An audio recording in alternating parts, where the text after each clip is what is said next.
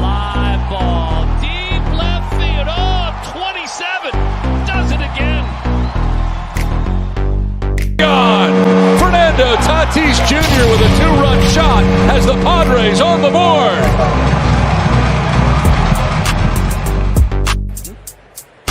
Ball and 2 strikes to Shohei here. Oh, got it! 33!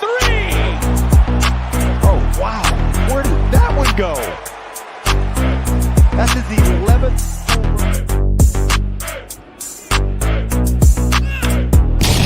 Driven out to deep center field. Going back. Springer turning, looking. See ya. Oh, what a shot by Judge. The Yankees lead 1-0.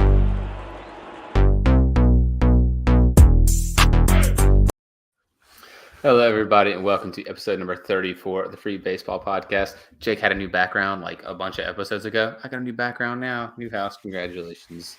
Me, RIP, my bank account. But got a lot to talk about today. Free Baseball number 4, World Series edition. Lots of stuff to talk about. Some award winners, new hirings. We'll run down the World Series games that we've missed. Everything. So thanks for joining us for now. Let's go ahead and jump into it.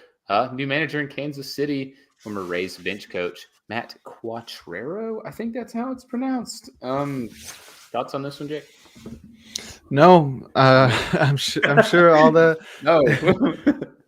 move on. I'm sure all the coaches in Tampa Bay are really good. I literally have no idea about any bench coach on any team. Usually manager hirings are pretty hard to judge even after a year of them being a manager. So this is definitely going to be a work in progress type thing. It's going to be a pretty easy transition for him because he's taken over for freaking Mike Matheny. And that guy's got to be one of the worst managers. Great Giant, one of the worst managers I've seen. Yeah, he's just never had a good team. He always seems to mess things up. So he should have a warm welcome there in Kansas City. They've got a good young team that's starting to come into itself. So we'll see in a couple years if he's the right guy. But usually you'll get these guys that are sort of analytically focused. They'll be in there for the first couple of years until the front office decides like, all right, now we have to win. Let's go get somebody else. But we'll see how that goes. Right. A few notes about Quatraro. He previously was the Rays bench coach. Obviously, a very analytically driven team, like you just said. Also previously worked for Cleveland. So another team that's specifically really good at developing young talent, as we've seen this year with their kind of surprise playoff run.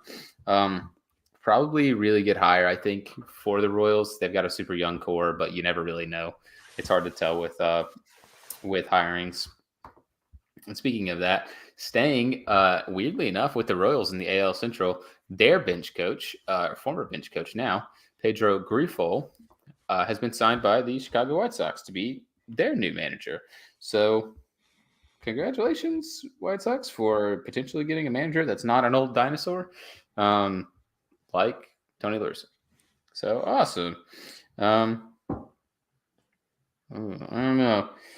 It'd be hard. Like, I think the number one pro that you can take is genuinely that he's just not Tony La Russa. So I think you have to call that a win just on He's going to that. be a fan favorite. He's going to be a fan favorite. He's going to be super warm welcome out there. I don't think there were many Chicago White Sox fans that were, super enthusiastic about Tony La Russa, even from the start. It was a weird hiring from the beginning because the man was retired long enough to be in the Hall of Fame. So I think that says everything you need to know about that. But yeah, he ran into some health issues down the end of the year, and he was really never had some great managing. I mean, he had just so many goofs and gaffes, and it was just a lot of, why is this guy managing? And they had such a talented team, and they sort of underperformed every single year under him. So I think just having anybody that's not, like you said, a freaking dinosaur out there is going to make a huge difference. It is weird though, that the Royals weren't like they know Grifol better than the White Sox do. And they had a manager opening, and they weren't like, let's just promote from within. This guy already has like a relationship with our players. They were like, oh, not only will we let him go to another team, but we're going to get a different bench coach to be our manager. Like, I don't know. I don't know if the White Sox are making the right decision here. Like I said, it's going to take a while to see. It might just be one of those where, the front office has so much say over what goes on the field now that you never really know what the manager's actually doing. But, it's going to be a couple of years until we find out what the impact of these two managerial moves are. Right. Really quick, a funny tweet. This is from Shy Sox fan Mike. If you ever are on baseball Twitter, you will know him. Here's the rundown. Number one, this is why I like the Pedro Grifol hire. Number one, he's not Tony La Russa. Number two, he won't fall asleep in the dugout. Number three, he won't intentionally walk guys on 1-2 counts. Number four, he's not Tony La Russa. Number five, he won't have Liam Hendricks run the bases. Number six, he won't bat Fiore leadoff. And number seven, he's not Tony La Russa. So, pretty good points. Pretty barometer of fan interest now around this hire. Getting a manager that is not actually eligible for Social Security yet. Always a plus. So on cool news, not more Tony La Russa slander, but we could do a whole podcast on that. Gold Glove. We might have to this offseason. Yeah, really. Gold Glove Award winners. Do you want to go ahead and start it off? Sure. I was just thinking we could run down each position. I have the finalists for each position too, so I think it would be easy to talk about each of them. Yeah. Sure. But yeah, it's a pretty big year for Gold Glove finalists. We have 2 new positions, one in each league that we're now getting awards for, and that's the utility position. So we get more guys recognized. It was always weird when guys played all over the field, and then it's like, oh, well, we're going to give him the Gold Glove Award for second base. And it's like, bro, that guy played shortstop and third base as much as he played second base. So now we'll get another spot to recognize players. And I think the most interesting point about this year's selection is that it set a record for the most first-time winners in a year. It's a 14, so that's 3 more than the record, so you can't blame it on the 2 new utility spots, but 14 first-time winners of the Gold Glove Award this year. So it's going to be a lot of new names here. I don't know if that's because the voting has changed and people are looking more at metrics, because in the past it was somewhat of a popularity contest, similar to how all-star voting sort of goes a lot of the time, where it's just that's why Yachty has so many. Yeah, Yachty has so many. Even you can say Arenado, who we'll talk about in a minute. But there's lots of guys like that would win Gold Glove Awards. Like, who wasn't it? Like Jose Canseco or something. It was like Jose Canseco. Or there's some guy like that, him or like Juan Gonzalez, some guy like that, where it was just like I think he played like 10 innings in the field or something and won a Gold Glove at first base. I forget who it was. But yeah, stuff like that, where it was just a popularity contest. People weren't looking at stats, but now I think people are really looking at stats because they know people are going to give them a hard time. But there's still some of that in there. So let's just hop right into it, unless you got something to say. Nope, not really. All right. Catcher. The finalists were Travis d'Arnaud, Tomas Nido, and JT Realmuto. I thought this one was going to be pretty easy. d'Arnaud really isn't known for his defense. Obviously, he's a finalist, so he was pretty good, and he just split a lot of time at catcher. And Nido was like only the starting catcher because James McCann got injured, so I don't even think he was playing that much. He's more known for his defense, but JT Realmuto is one of the premier defensive catchers in baseball. Yeah, absolutely. So JT Realmuto, I think, was obviously the candidate that was almost guaranteed to win it. I think he led the National League in caught stealing and average pop time. I need to look that up. Yeah, so he led all qualified MLB catchers with a 44% caught stealing rate, and he also had the most defensive run saves with 11. This is his second Gold Glove. Excellent. According to this article from MLB.com, he also led in average pop time, which is cool. So yeah, JT Realmuto, he's the best catcher. Like, he was the best defensive catcher in the National League. So yeah, I think he was going to win it running away, and he did. So congratulations to JT Realmuto for winning another Gold Glove there. Is it his first, or he's won one before? That's his second. He last won in 2019. Right. And then the 2021 winner did not end up being a finalist again, which was Jacob Stallings. So congratulations to JT Realmuto. And going on to first base, the candidates, felt like we talked about a couple of these guys all year. Paul Goldschmidt, of course, it's Paul Goldschmidt.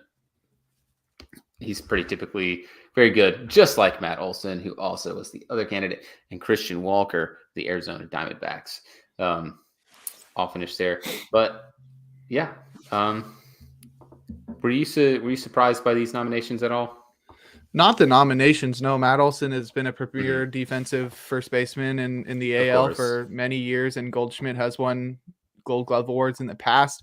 And Christian Walker is like the stat guy. I think he just destroyed everybody in terms of fielding stats, which aren't super reliable, but when you're like leading all MLB first baseman with 17 defensive runs saved and 14 outs above average, it's pretty easy to make the decision there. This is obviously Walker's first Gold Glove, but yeah, it's pretty cool to see him win a Gold Glove because wasn't too many positives for the Diamondbacks this year. So at least they'll have one award winner. Absolutely. Yeah, Walker, like, I don't know, you do playing time analysis for, Diamondbacks. For Baseball HQ. So, I mean, you obviously know a lot more about them than I do. And Christian Walker kind of surprisingly was very good defensively, led all first basemen, not just in the NL, led all first basemen in StatCast outs above average. He just had his range was crazy over there at first base is what I've heard on different podcasts. But yeah, I mean, that on top of hitting 36 home runs, he really had one of the most underrated years this year. Really good year. So congratulations to Christian Walker and the Arizona Diamondbacks there getting another one. Second base, Jake Cronenworth, the Crone Zone. San Diego Padres was one of your nominations. Tommy Edman, who's kind of like a super utility guy for St. Louis, ended up getting a nomination at second base. And Brendan Rodgers, Colorado Rockies, podcast favorite team, Colorado Rockies. Brendan Rodgers, former top prospect. And guess what? The Rockies brought it home. They did something good, Jake. They did something good. Gold Glove winner there, Brendan Rodgers. Our boys. Absolutely. Our boys. Yeah, he was very deserving of it in terms of defensive runs saved. I think he had the second most in all of baseball at 22 defensive runs saved behind Ke'Bryan Hayes, who we'll talk about next position. But yeah, pretty cool for Brendan Rodgers to do that. He's a super hype prospect coming up. He had a pretty solid year with the bat this year, but seemed like his glove is the thing that stood out. He came up as a shortstop, so you sort of expect him to be a good fielder at second. Absolutely. Speaking of third base, do you want to run down the nominations?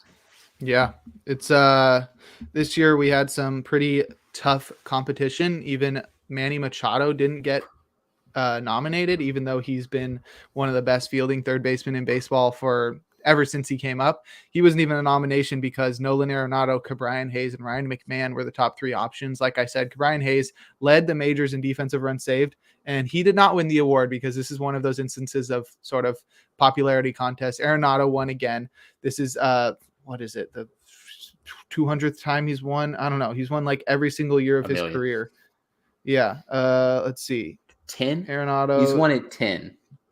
Yeah, tying Hall of Famer Mike Schmidt for the second most Gold Glove awards by a third baseman in Major League history, trailing only Brooks Robinson. I think that also like breaks the tying Ichiro for most consecutive Gold Glove awards to begin a career. So, I mean, he's still like a really good defensive third baseman, not as good as he used to be. And I honestly don't think he's better than Ke'Bryan, but I mean, this is like the one exception I'll make because I love records being broken like this, or like people like, cause like, I don't know, nobody's catching Brooks Robinson like 16 Gold Gloves awards at third base. So like at least Arenado like has a chance he's going to be in there, like keep him on a Hall of Fame path. I know you don't really care for that, but he's a Rocky for most of his career, bro.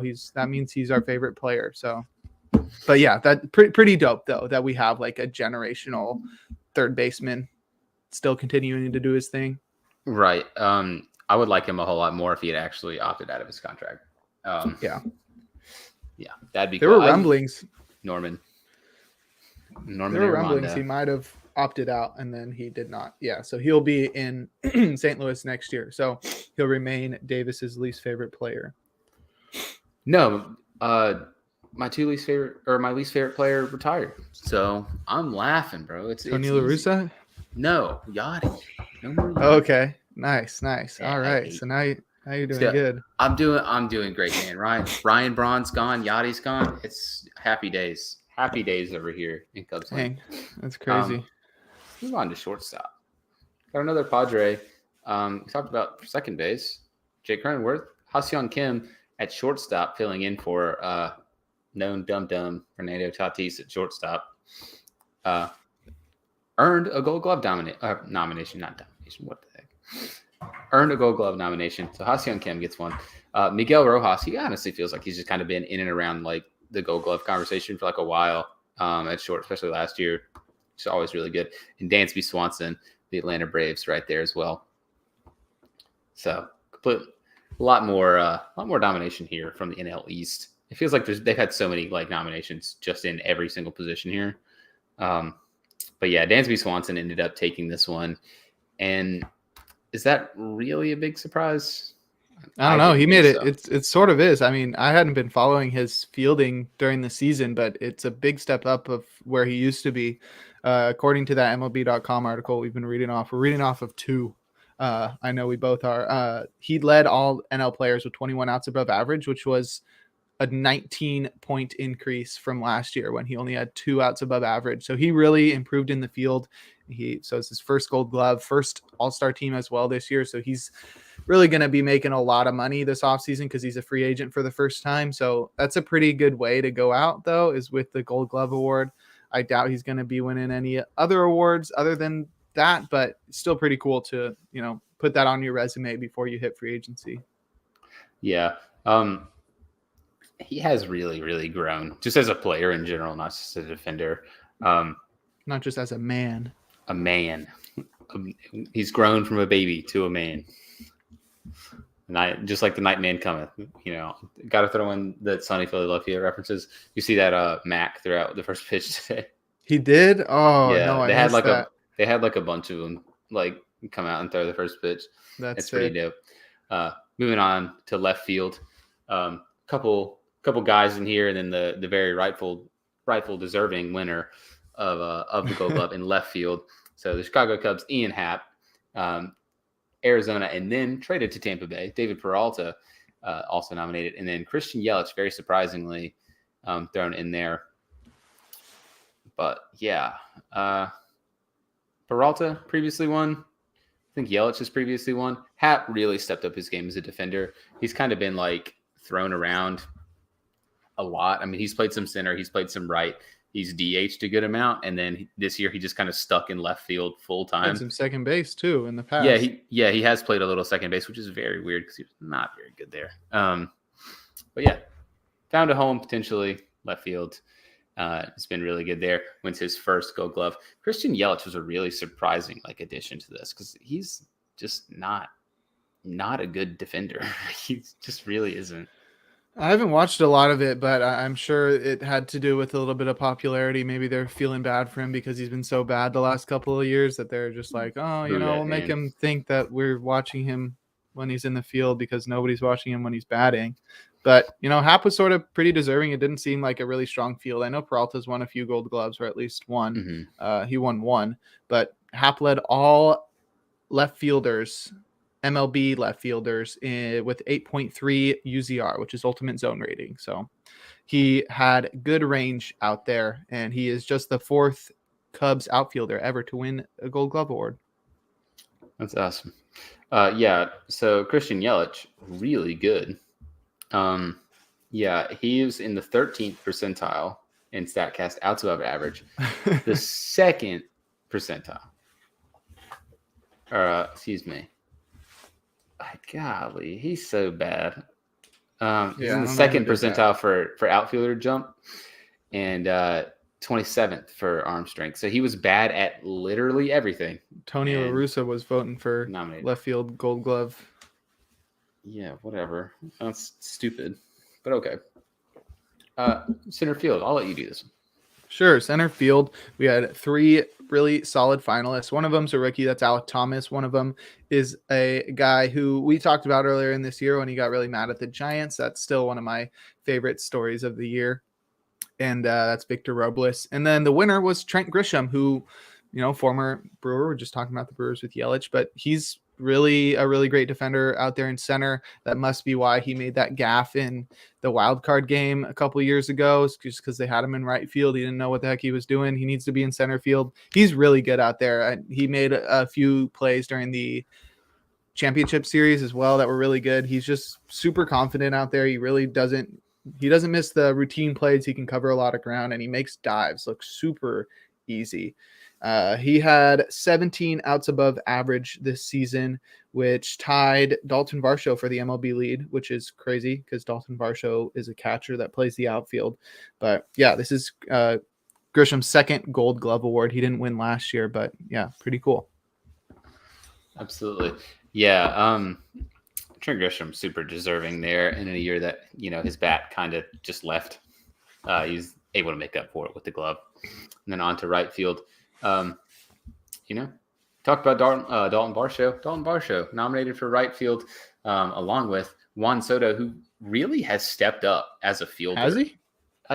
Yeah, he has. He's been a lot better, considering he was honestly kind of disgustingly bad in the field for a long time. I believe last year he had a really good year in the field. Let me look up his StatCast metrics really quick. A first percentile, outs above average. That's pretty good. But outfielder jump has gotten better. That means he's the best. Yeah, that's really good. And then arm strength, he's gotten a lot better. So not good, but not as bad as he has been. Maybe there weren't anybody playing. Maybe there was nobody playing there, and it's they just had to pick one. So Juan Soto, he did it. He was not the winner, though. It was, in fact, Mookie Betts of course, the hated Los Angeles Dodgers. Mookie is one of the best outfielders in the game, definitely the best right fielder in the game, probably in both leagues. Yeah, that is the case. I just looked at who won right field in the AL, and I was like, yes, that is actually correct. Hey, Jake. But I think, we got a dog talking. Yeah, he's barking. Hey, Jake, you want to hear a cool thing about Juan Soto? No. Yes. Okay. So I told you he had a good year last year.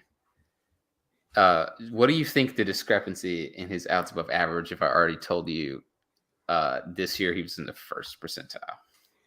What was it this year? What percentile was he in this year? So he was in the first percentile this year, which, if you guys don't know, is awful. It's so bad. He was literally one of the worst fielders in all of baseball. What do you think he was last year in right field? I don't know, 34. 91st percentile, outs above average. So he was good last year, and now he's bad this year, and they're like, oh, we'll give him a pity nomination. Yeah, a makeup. It's actually really funny because it's gone 2018. He was in the 11th. Then he went to the 90th, then the 14th, then the 91st, and then the first. So next year, he's going to be in the 99th percentile, and he's going to be the best fielder in baseball. Oh, yeah. Yeah, damn, that's crazy. But yeah, like I said, Mookie Betts, 6th Gold Glove of his career. He won 5 straight from 2016 to 2020, and he led all MLB right fielders with 15 defensive runs saved, which, that's what he does, and he's got a great arm. Yeah. This year is actually an interesting one. I think this is the first year they've done the utility position, isn't it? Correct. Okay, so this is the first year that they've done the utility position, which is interesting because you're going to see 2 familiar names here. And it's Tommy Edman of the St. Louis Cardinals, also nominated for second base, and Dalton Varsho, who we just talked about, who was nominated for right field, also nominated for the utility spot, along with fellow Cardinal, along with Edman, Brendan Donovan, who did end up winning. So, yeah, I mean, that's crazy, too, because he's a rookie, and he wins the first ever Gold Glove at the utility spot. Yeah, pretty cool. He played all over the field. I think he played every single position except for center field, pitcher, and catcher. So definitely a utility guy for sure. Pretty interesting to see him beat out his own teammate. I think I would have gone with Varsho just because he is the most unique fielder of those 3, but Donovan's very deserving. Yeah, like you said, very cool to be a rookie and win a Gold Glove award. But we've got a much cooler rookie in the AL that we'll get to that I think we're both going to be pumped about. Oh, yeah. So really quick onto the pitcher. Your nominations here are the Los Angeles Dodgers. Do you want to boom, Jake? Boo. Tyler Anderson. We talked about that guy like literally at the start of the season and never again. Corbin Burns of the Milwaukee Brewers and Max Fried of the Atlanta Braves. And guess who won? It's Max Fried. I know who won. It's not a guess. Yep. Max Fried wins again for the third year in a row or something. Yep, third consecutive year. He is one of only 3 pitchers in Braves history to win multiple Gold Glove awards behind Greg Maddux and Phil Niekro. And yeah, he's just obviously one of the cleanest fielders out there on the mound in all of baseball, because there's no other pitcher that's doing what he's doing and winning the award multiple years in a row. So yeah, I mean, we'll see how long he can keep it up. I doubt he can match Greg Maddox's 10 Gold Gloves on the mound in the NL. Absolutely. The one, I don't know if we're looking at the same article, but this one was really cool. He has the longest streak in the NL since Greinke. Greinke won 6 straight. And then before that, Maddox won every year but once throughout the span of 1990 to 2008. Yep. That's just stupid. But Max Fried, he's obviously a very good fielder at the pitcher position, so he really deserved it. So it's tough to take that away. So congratulations. Wait, so Maddox won 18 of them? 18? Holy moly. He won all but once from 90 to 2008. That's what happens when you get into a fielding position after you throw the ball. Absolutely. Remember that, kids. All right. Let's move on to the American League. I'll let you do this one because this actually has like one of the only bright spots from the Oakland A's this year. Sure. Yeah, at catcher, we had obviously 3 nominations. Like you said, there was an Oakland A. One of them is Sean Murphy. He was a really great catcher this year. I didn't watch too many A's, not only because I'm blacked out by freaking MLB TV. Thank you, Thanks, MLB, guys. for that. Yeah, thanks a lot. But also because the A's are terrible. But yeah, he's really got soft hands back there. He's got a big booty. A strong arm. Play the GIF. I wish I could. We'll get there at some point. We'll have a third guy on the crew who just plays memes for us whenever we need it. That would be sick. Other than that, we did get a guy whose nickname is Big Dumper, Cal Raleigh. So we're just got big booty theme. I think it's a catcher thing, but Cal Raleigh was the other nomination. And the final one, the guy who actually won, is Jose Trevino of the Yankees. He was a new member of the Bronx Bombers this year, and he's mostly known for his glove because he's really not a great hitter. Was he an all-star too? Yeah, Trevino was an all-star. Yeah. Oh, yeah. Because he caught Nestor. But yeah, so he's the 3rd player in Yankees history to win a Gold Glove award at the catcher position, joining Thurman Munson and Elston Howard. He led all major league catchers with 21 defensive run saves and was also tied for 3rd most defensive run saves in baseball, regardless of position. So pretty cool for him. Definitely had a really great year. He must like playing out there for those horrible fans in New York. Absolutely. So he led in defensive run saves and he led in framing runs saved. So Jose Trevino kind of clean sweep there. Tough to compete with that. And at the first base position, this one's so awesome because it's like your guy. Because talk about Luis Arias, Minnesota Twins, Jake's favorite fantasy baseball player of all time, Definitely. Luis Arias. My guy, Anthony Rizzo. Formerly of the Chicago Cubs, still should be there with the New York Yankees, who's probably like the most established name for this. Arias, who kind of like he really didn't even come into the league as a first baseman. He was like a second baseman, second and third. Just third. And then they thought he was going to be a DH because he was going to be. Are you talking about Arias or Vladdy? Arias. Oh yeah, Arias was like a utility guy. He played all over. Yeah, and then they sort of stuck him at first because they didn't have any room. Yeah, and now both of our guy, Vladimir Guerrero Jr., who actually did win his first ever Gold Glove. So congratulations, Vladdy. Need to look up his stats, but I feel like he has made strides as a defensive first baseman. Yeah, I think it's more visual, honestly, because I don't think his stats were that great, but I just feel like when he the the stretching he's able to do, like going into the splits and stuff to catch balls, and he just like goes all out all the time. And I think he's gonna like continue to improve as a first baseman. Rizzo was probably honestly the best choice, maybe even Arias. Yeah. I mean, Rizzo is known like perpetually as a really great defender at first base, but I think it's cool that Vlad won. He's really, really improved over there at first base, even if the stats don't say that he's the best. Yeah, Rizzo actually had a huge decline this year, at least in outs above average. Even from the 93rd percentile outs above average to the 17th in a year, which is obviously not what you want. But congratulations to Vlad. All these guys, obviously, very, very good baseball players. But Vlad, honestly, of these three, he led them in outs above average, which is not really good because I think he was in the 17th percentile compared to like 16 and 15 or whatever. Not great. But, Vlad wins. Awesome. So, move on to second base position. Big name, Marcus Semien. Put Texas Rangers thrown in there. Feels like he's like not really been talked about enough by us this year because of the big contract. Like we talked about him kind of struggling, and then I think he had like a hot couple weeks, and then we just never talked about him again. But a hot rest of the season. Well, yeah, but I feel like we still just didn't talk about him, probably because the Rangers weren't really worth talking about. But yeah, I think. He won didn't he win? He won the Gold Glove last year, right? Yep. So Semien won the Gold Glove last year with the Toronto Blue Jays. Your other nominees are Jonathan Scope, the Detroit Tigers. We didn't talk about them at all. And Andres Gimenez of the Cleveland Guardians, who actually did end up winning it. So Andres Gimenez, really good season from him. Shame he kind of didn't really do a whole lot in the playoffs for the Guardians due to that injury. But, yeah, he's a really slick fielder at second base. He led all AL second basemen with 16 defensive runs saved, but I think Scope sort of got screwed here because he led all MLB players in outs above average with 27. He just exercised his player option, so he'll be staying in Detroit next year, which is probably smart because I don't know how much money he would have gotten in the offseason considering how he was with the bat this year, but he really made up for it with his glove. And so it's sort of messed up that he didn't get that. But, I think Andres Gimenez was definitely the second most deserving guy at second base in the AL. Yeah. Which kind of sucks.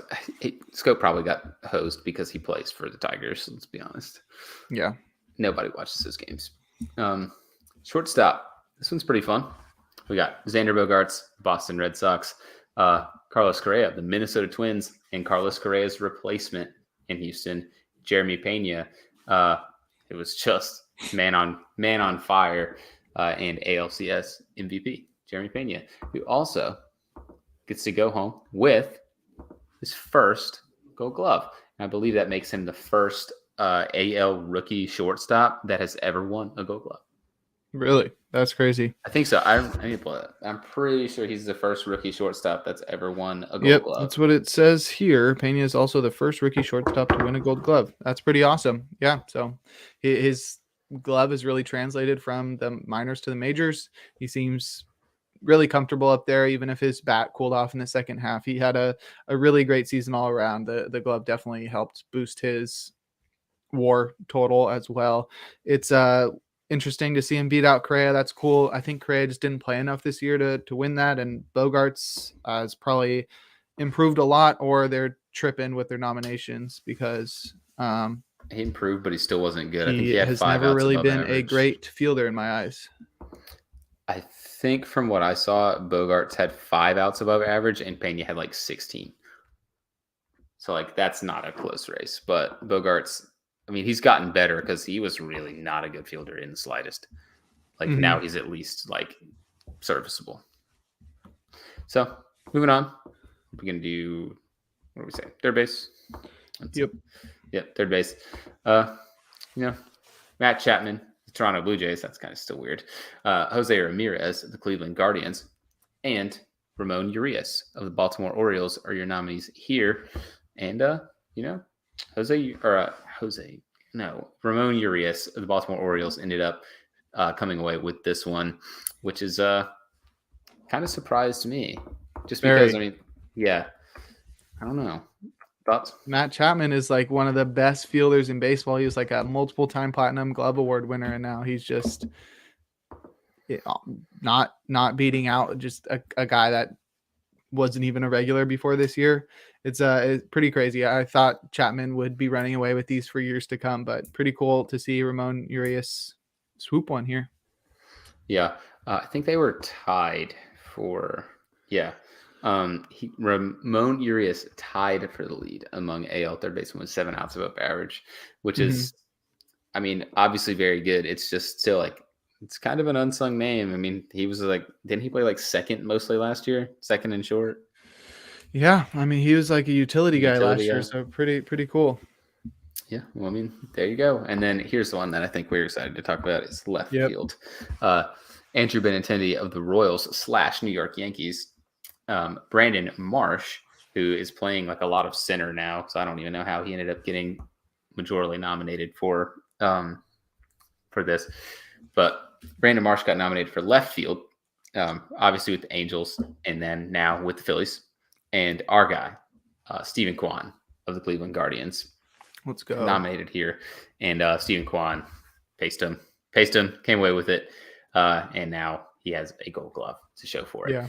He led all left fielders with 12 outs above average, and he's just a rookie. So, I mean, he just goes all out there. He does. Go back to that day when he ran into the wall in Yankee Stadium, which sparked a whole argument between the center field Gold Glove Award winner. But yeah, it's he just really goes all out there. He gives up his body for the ball, and yeah, I think that's what you like to see. He's just like a baseball player, you know what I mean? Like he's just giving his all the time. Like he's running out everything. He's trying for every ball. He's just always giving 100%. And I think that makes Stephen Kwan a really likable player. Yeah, I completely agree. He's just a very, very likable player. Like you said, like that's honestly the best way you can put it. Center field here. Three likable players here too, unless you're a Yankees fan for one of them. Cedric Mullins of the Baltimore Orioles nominated here. Michael A. Taylor for the Kansas City Royals, who I feel like we didn't talk about him a lot this year. Someone that we did talk about a little bit for that Yankees drama you talked about with Stephen Kwan running into the wall. Miles Straw, pariah to all Yankees fans. Miles Straw walked away with his first Gold Glove. Yep. He led all AL center fielders with 13 outs above average. He's definitely making up for his lack of doing anything with that, but the man had 0 home runs, so he better be a freaking good fielder. But yeah, he got that dog in him, and I think that's what won him the award. Absolutely. Yeah. So Cleveland. Shout out to Cleveland. And then we got a guy playing right now, literally as we are speaking, nominated here, right field, Kyle Tucker, the Houston Astros, joined by Max Kepler of the Minnesota Twins, a name that we didn't talk about once this year, and Jackie Bradley Jr. of the Boston Red Sox / Toronto Blue Jays, which was a weird year for him. Jackie Bradley Jr. Obviously been a really good fielder in the past. Kepler was really good quietly, 12 outs above average, and Kyle Tucker though comes away with it. So, a guy I know you are super high on ends up with another Gold Glove. Yeah, I think he's one of the most underrated players in baseball. He's really great hitter, and he showed this year that he's also got a really good glove, and he's got a lot of speed as well. So I think he's one of the best all-around players in baseball, and nobody talks about him in that conversation. He led all AL right fielders with 13 defensive runs saved to win his first career Gold Glove award. And yeah, just 2 more positions, but just a quick update on Game 4 because we're recording during the middle of Game 4. If anybody's tuned in live, you're probably watching the game as well. Aaron Nola just got taken out in favor of Jose Alvarado, and he left the bases loaded with nobody out in the 5th in a tie ball game. So we'll soon have updates on that, but let's hit that util spot and Absolutely. talk World Series. Scroll all the way back down to it. Yeah. Weird formatting. These articles Yeah. are formatted exactly the opposite. It's literally scrolling upwards on one and down on the other. It's so whack. So for the utility position this time, no carryover, which is really weird for the AL because we had Varsho and Edman for the NL. But for utility, we have the New York Yankees, DJ LeMahieu. We have Kansas City Royals come Toronto Blue Jay, Whit Merrifield. And we have Luis Rengifo of the Los Angeles Angels. And that one ended up being taken away by DJ LeMahieu, who I feel like he had a not great season either. Because all I saw on Twitter all year was Yankees fans complaining about DJ LeMahieu. And he's like, I'll show you guys. I'll win a Gold Glove. So, enjoy him while you got him. Yeah, didn't seem like the best crop of utility guys in the AL because I don't ever remember hearing anything about Rengifo doing anything crazy with his glove, and Whit sort of had the worst year of his career. So I don't know. DJ's always been known as like a really good defender. So maybe he took just a tiny step back and he's like a good defender, and the Yankees fans are just, they'll find anything to complain about. So I don't know. He was definitely limited by injury, but I think he had 2 outs above average at first and second, and then had 4 at third. So I think that gives him 8, but he also must have played first base. I don't know. He's a very solid fielder. He's definitely valuable to the Yankees more than the fans could imagine, I'm sure. Rengifo was actually miserable in the field this year, and he got nominated. Who's nominating these people? I don't know. He was in the 5th percentile for outs above average. I think they literally just gave it to him because he played everywhere. Yeah. That would be my guess. So, yeah, he was not good. But DJ LeMahieu deservingly wins. One more position, and we can go on, get out of here, and go to World Series time. So, the pitcher nominations for the AL were Jose Barrios of the Toronto Blue Jays, Shane Bieber of the Cleveland Guardians, and Jameson Taillon of the New York Yankees. No matter what, for any of these guys, they would have been a first-time winner of the Gold Glove in the AL, and it ended up being Cleveland Guardians, Shane Bieber. So congratulations to Shane Bieber, Guardians. Yeah, pretty cool. What was it, 3 Gold Glove winners this year? 4 Gold Glove winners in the same year, breaking its previous franchise mark of 3 set in 2000. So that's a franchise record of 4, a quartet of Cleveland. Oh my 4? God. Oh, they did have 4. I forgot about him. Yeah. So that's all right. Hey. So that's all the Gold Glovers. But another quick update on the game. Alvarado came in to face Yordan Alvarez with the bases loaded, and I think he plunked him on the first pitch to knock in a run. Nice. Yeah, it's going great so far. So let's hope he can work out of it. It's not a great start to come out of the bullpen. Oh, hit him right on the butt. Ouch, that's gotta hurt.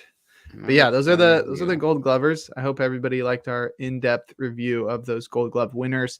It's always fun once we get to award season. We'll be having a lot more awards coming out later. I'm sure we'll have a discussion when the major award nominees are announced, but we'll soon have Silver Slugger award winners announced, I'm pretty sure.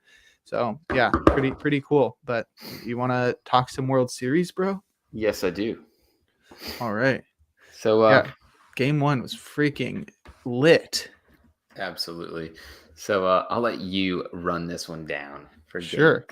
Yeah, I mean, I'm gonna have to open my Twitter to see what kind of stuff I retweeted because that game was sick. The Astros jumped out to a 5-0 lead pretty early, and I was getting pretty close to just turning the game off and being like, dang, Astros about to run away with this series. I was right.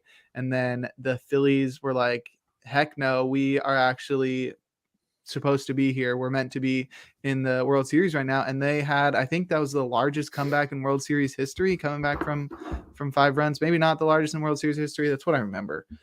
But yeah, they came back from down 5 runs. They tied the game.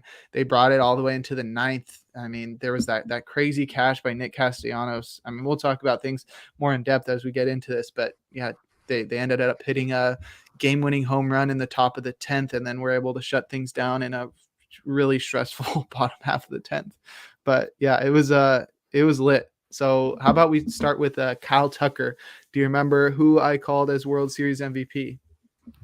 I believe it was Kyle Tucker. Yeah, so I felt super smart right away when I'm sitting next to my brother watching the game, and I was telling him like, oh yeah, like this is who I chose for World Series MVP, and he was just like, what? You're so stupid. And then just like I saw that swing and I was like, oh my god, no way. And then it was a home run, and I was like, dang, like I hate rooting for the Astros, who now just scored 2 more runs, and it's now 3-0 thanks to a double by Alex Bregman. Oof. But yeah, I hated rooting for the Astros, but it was dope to see that happen. And then to see him come up in his next at bat and hit another one out, I couldn't believe it. I felt so smart. I literally felt like I was telling the future. He hasn't done much since, but still pretty crazy. Absolutely. This was a really, really wild game. And the Phillies ended up mounting this amazing comeback that almost ended up being for naught with the nerviest save of all time. Yeah, I don't know. The Phillies are a roller coaster. I really, really am enjoying this series. The Phillies ended up making the coming back. Kyle Tucker, who are you?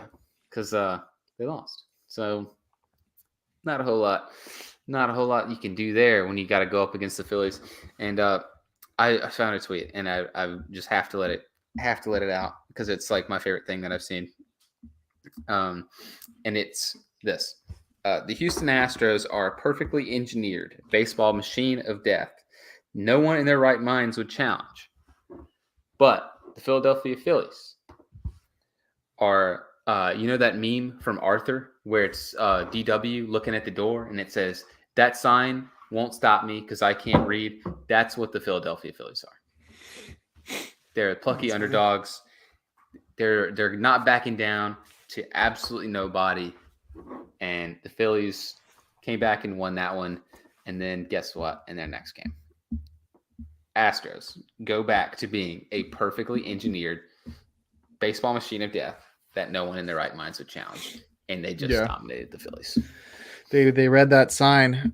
Just a couple quick couple notes on that first game. It went into extra innings. If you recall, it's the first extra inning World Series game since 2018 Game 3, which went freaking 18 innings. Also, I think one of the best moments of the game was bottom of the ninth inning when Castellanos made that sliding play to save the game. That was absolutely ridiculous. He is not known for his glove at all, but he just saved a whole game right there. I think everybody was holding their breath until he caught that. And then on top of that, JT Realmuto hit that go-ahead home run in the top of the 10th. And I think that it's one of the biggest home runs of all time, I think, in the World Series. It's super huge. But other than that, that 5-run comeback, I said it was the largest in World Series history. It's not. It's only been done 6 times, though. Teams are 220-6 when leading by 5+ runs in World Series games. And the only other teams to come back when trailing by 5 or more were the 1996 Yankees, 93 Blue Jays, 56 Brooklyn Dodgers, and 29 Philadelphia Athletics. So it was really one of the best comebacks of all time. That's for sure. It's really, really cool. So the Phillies, plucky underdog, gutting it out in Game 1. Game 2, like I said, the Astros completely dominated this game, and I really think that's going to be the story of this series. So they ended up beating the Phillies 5-2 in a game where the Phillies just really never got off the ground. I mean, it was a 3-run first inning, and they basically just never had a chance from there. So it's what you expect the Astros to do, really. But there was another really interesting note of news from this, and I will let you talk about that because we both were like freaking out over this. I sent you a tweet, and it was like it was the shit. It was awesome. Yeah, it's pretty sick. I think many people have been waiting for this since the Twitter account Umpire Scorecards was created. We've never seen an umpire make every single call correctly, not miss a single call. And that's exactly what Pat Hoberg did in game 2 of the World Series on the highest level. Like if it was just some random game in July, it would be super sick, but it wouldn't be as crazy as doing. It's like throwing a perfect game in the World Series. It's like throwing the first perfect game of all time in the World Series is exactly what Pat Hoberg did. So crazy. He didn't miss a single call. The tweet, and he's got 100% accuracy on the call. It's so perfect. Never seen before. It's such a great performance. Definitely one of the all-time postseason performances by a player or an umpire in any sport. I'm putting it out there. Just one of the greatest performances of all time. Really, really crazy that tweet got 45,500 likes. Just popping off. For reference, these tweets by umpire scorecards usually get like 120 likes. This one got 45,000 because it is the first perfect umpire game of all time, which is super dope. You want to see that all the time, obviously, but Pat Hoberg is single-handedly stopping the robot umps from coming. Absolutely. Pat Hoberg shining bright when the lights are the brightest. Just an absolute legend behind the dish. And then on to game 3. This one to me was like, I talked about this too before the start of the series. I'm like, these are going to be the games that the Phillies will have.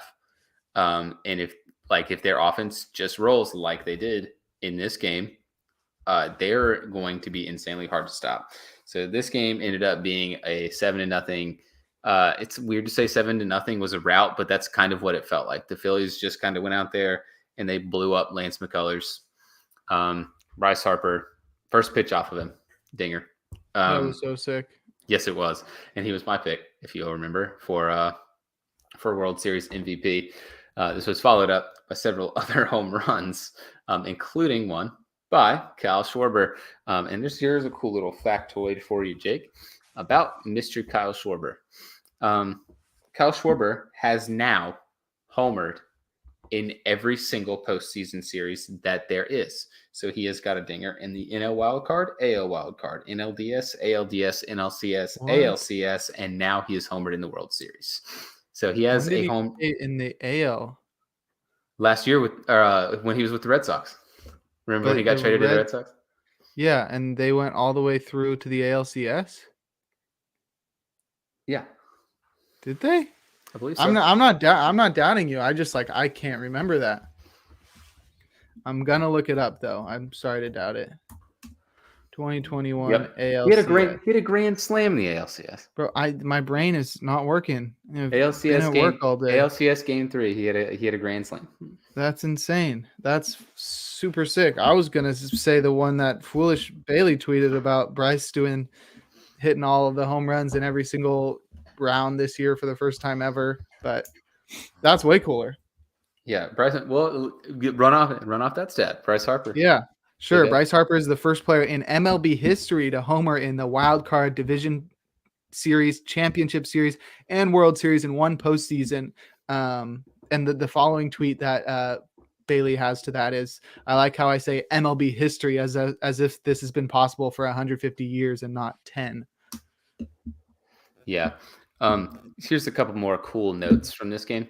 So Bryce Harper hit a home run. First pitch he's seen. It's actually the first pitch he's seen since the home run last time he was in Citizens Bank Park in the 8th inning of NLCS Game 5 against the San Diego Padres. So home run in back-to-back innings for him, I guess, in Citizens Bank Park.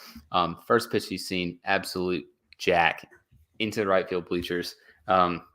Yeah, Lance McCullers, growing suspicion that he was tipping his pitches. I don't really know if that's if you can really prove that. And I haven't looked at a lot of the footage myself, but it certainly seemed like they were just all over him. And another thing that was really interesting, the Phillies jumped out to a 7-0 lead against him. And it took until the 6th inning for them to actually get an at-bat with a runner in scoring position. So they scored 7 runs on them without having a runner in scoring position. It's all off the long ball. Yeah, it was a home run derby out there. They actually tied the World Series record for most home runs in a game with 5, and they did it with 5 different players. Obviously, that Bryce one, that was sick because it was the first pitch, and he just is killing it in Philly. And then you had Alec Boehm hit one, which was dope because I don't know if you remember early on the season, he said, "I hate this effing place." So dope to see him love this effing place now. And that then was Brandon a historic Marsh, home run. was it? That was the 1,000th home run in Oh, World yeah. Series history. I was trying to remember that. I knew there was something about it. Yeah, that was pretty sick. And then Brandon Marsh became the youngest player in Philadelphia Phillies history to hit a home run in the World Series. Wow. That was cool. Really? And then Philly, with that home run, Philly also became the first team in World Series history with 3+ home runs through the first 2 innings of the game, which is very surprising. 3 home runs in the first 2 innings, but they were really killing it. And then, then they hit 2 more. Schwarber hit one 443 feet, and Rhys Hoskins went back to back. He had been getting sliders all night, and he just crushed a slider out, which was very cool. And I think the only other note from the World Series that I have on my Twitter, because I'm literally just scrolling through my retweets to see what crazy stuff has been going on. Yuli Gurriel has not struck out yet in the postseason. Really? He's gone 46 at-bats, 46 plate appearances without striking out. The most in a single postseason is 51. So right now he's 3rd all time for the most plate appearances without striking out in a single postseason, behind Tim Foley and Joey Cora. So, I mean, that's pretty crazy, especially in the era that we're in of super high strikeout numbers. So yeah, that's definitely something to keep an eye on, because if you go to my Twitter at Jake Crumpler, I retweeted a Cespedes Family Barbecue tweet where they are live tweeting every time he has an at bat and doesn't strike out. So they started out by tweeting that he had 38 and was in the top 6 of that, and now he's up to 45. So that's pretty crazy. He did walk for the first time the other day, which is what prompted them to say it. But yeah, no strikeouts for the entire postseason is pretty wild. It is now 5-0 Astros. Yeah, I was just about to say, let's move on to Game 4 and give some updates. If you want to know what happened, it was a sac fly after that Alex Bregman double, and then a single by Yuli, which made it 5-0. But never count the Phillies out. They've already come back from a 5-0 deficit, but they are being no hit right now through 4 innings. Yeah. Would you like some more cool futile notes before we talk about this one really quick? I don't know what you mean by futile, but yes. Okay. So here's 2 things. Lance McCullers is actually the first pitcher in baseball history, to allow 5 home runs in a singular World Series game. Makes sense. In Game 3. Yeah, he got absolutely bodied. And this is going to be tough, because if the Phillies lose, this will be their first loss. This will be their first loss at Citizens Bank Park. This series, or this postseason, excuse me. Up until now, they have outscored. They've obviously outscored their opponents, but they've out-homered their opponents 17-6 in 6 games. Wow. And here is another one that I really think is very funny, because he has continued it this game. Jose Altuve is now 2 at-bats off of the most at-bats in a single postseason without collecting an RBI. Dang. He has gone. Let's keep it that way. He has gone, I think it's 3 now. He's gone 48 at-bats without collecting an RBI. Damn. So now he has 48. That is tied with Tino Martinez 96, and he is 2 off of Omar Infante in 2012. Dang, that's pretty wild. Didn't know that one. Yeah, very cool. Thanks to CBS Sports for that very interesting little factoid. But yeah, I really hope the Phillies can do something. Please. I'm so tired of the Astros. I just really want the Phillies to win. Yeah, the NL East might be the daddies of the Astros, but we'll see. If you do recall, I did say that the Astros would come from behind in the series, that the Phillies would win 2 of the first 3 games, and then the Astros would come back, and it's sort of looking like that right now, but still way too early to call. Absolutely not. Even in this game. Phillies are going to come back, and they're going to win this one to 6-5. That'd be dope. And then they're going to win. They're going to lose the next game, and then they're going to close it out, and they're going to win in 6. That's mine. Philly's going to win in 6 still. So even if they lose this one, they got it in 6.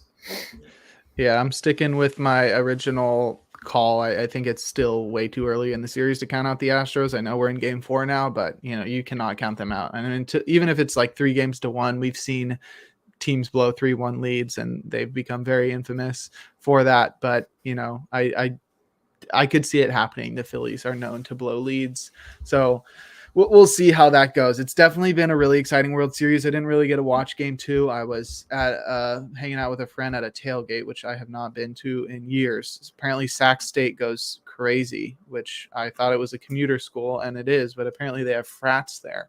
So okay.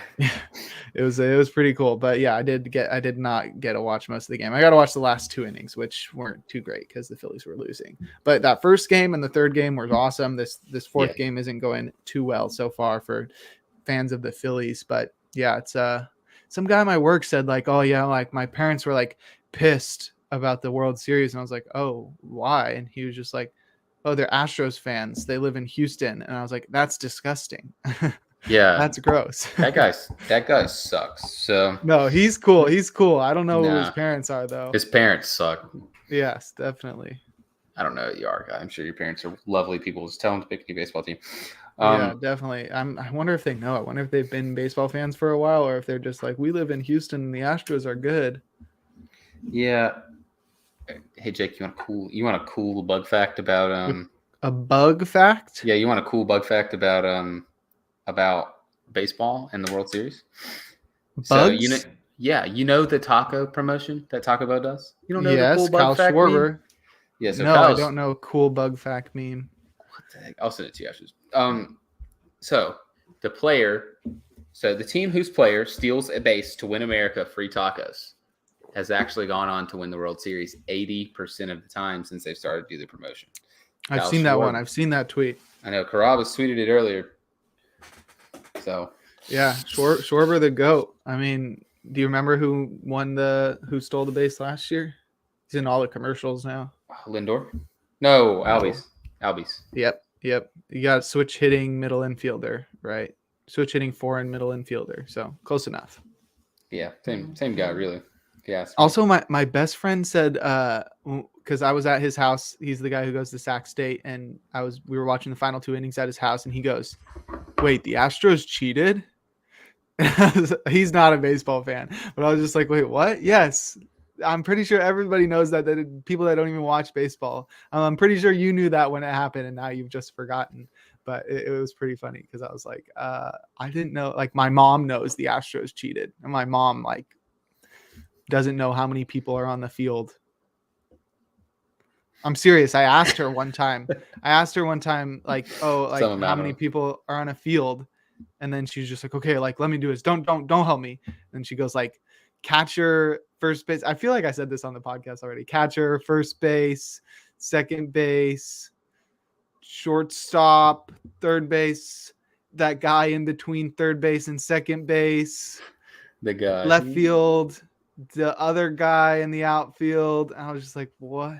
So how many are there? And she's just like, I think she said like 7 or something. And I was like, are you okay? I thought everybody knew a lot about baseball, but I'm mistaken all the time. It's like some amount of guys. There's some guys out there. They play. I'm pretty sure they have at least a couple of guys out there on the field, maybe a few. Yeah, perhaps several at one point. Yeah. I am always surprised when I talk to people and they don't know anything about baseball. It's like most of the people I talk to, just don't know stuff. I think we're nerds, Jake. Is probably. Are we? Oh wait, how about now? Yeah, we're. Oh yeah. Okay. Well, look at this guy. He's a cool guy. I'm a baseball jock now. Oh, look at this guy. Yeah. I used to not wear glasses. I've only had glasses for like 3 years. Really? Yeah. And people are always surprised when they said that. Also, somebody at my work, I took off my glasses and she was like, whoa, you look so different without glasses. And I was just like, she's like, not in like a bad way. And I'm just like, oh, do I need to get contacts? Like, do I look weird? But I don't know. There's definitely, I mean, this is off baseball topic, but we got no viewers right now. But there's definitely like a give and take, because now people think I'm smart automatically because I wear glasses. So like I get that, but then like I've got higher expectations. People like, my sense of humor is very stupid. So I think people, when I didn't have glasses, people used to think I was just actually stupid because I would just pretend to be stupid, you know, because it's funny. And then now it's that I have ironic glasses, and cool because you got the cool so like guy people glasses. people had low expectations of me in the past, and now they've got high expectations because they're like, he's smart, he's got glasses, he's got a degree from college, like this guy knows what he's doing. I'm just like, no, I mean, yes, I'm smart, Yes, but like you're it was nice before to like be able to play it off like I'm stupid. Like don't expect me to do anything. Take your glasses off. Yeah, exactly. glasses. Just show up to work and they're just like, who is that guy? I've never seen him Who did you before. hire this from? Yeah, exactly. So yeah, I mean, I guess that'll do it for our baseball podcast. We got no closer this week. I ran out of time. I was trying to get out of work early, and then somebody asked me to do something like 5 minutes before I had to leave. So didn't have enough time to do that. But yeah, so we'll have a new closer next week. But I'm glad we got a few in for the last few weeks. I hope everybody's been enjoying that. Oh no. Yeah, You muted yourself. Why would you mute yourself? my mic is bugging. It's probably why. My earphone was bugging the whole time. It disconnected from my computer like 3 times. That's crazy. Mine literally just said that my mic got unplugged. That's sure. crazy. I guess it did. That's all we got. It's episode number 34 of Free Baseball. My name's Davis Bird. You can check me on Twitter where I just kind of shitpost. At DVS Bird. So please go do that. Please check out Jake Crumpler at Jake Crumpler. It's easy enough. You just go find him. He tweets about baseball. He's a cool guy. He's got glasses now. He's smart. He knows about baseball. Exactly. He writes for several websites, such as Pitcher List, Baseball HQ, and the Athletes Hub. I did just post an article on Athletes Hub. It was my least viewed article ever, so I guess people aren't excited for the World Series because it was a World Series preview. Thank you. I appreciate it. It was crazy, honestly, because I usually we usually get like 100 views, which is still like very little. This one got like 10. I was like, what is going on? Is something broken? So yeah, that was pretty interesting. But yeah, if you want to, please go click on that article now. It's not super relevant now, but there's still a lot of interesting stats in there, and you can see what my predictions. Whoa, Ruff, back to you. You can see what my predictions were before the World Series started. But yeah, I'm going to be writing a lot for Pitcher List in the upcoming weeks and months. But yeah, I'm excited to watch the rest of this game to see the Phillies mount another historic comeback. Absolutely. The Phillies are going to score 37 runs in this next inning, and then they're going to win. That would be wild. Yeah, stop it.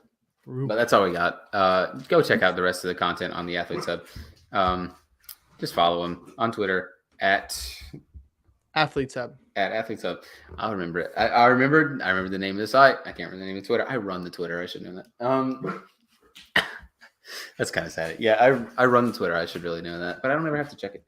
But check back in with us next week, potentially in several days. We'll talk about this World Series again. Yep. It'll be over by then. Yeah, because the Phillies are going to pull it out. Yeah, let's do it. All right.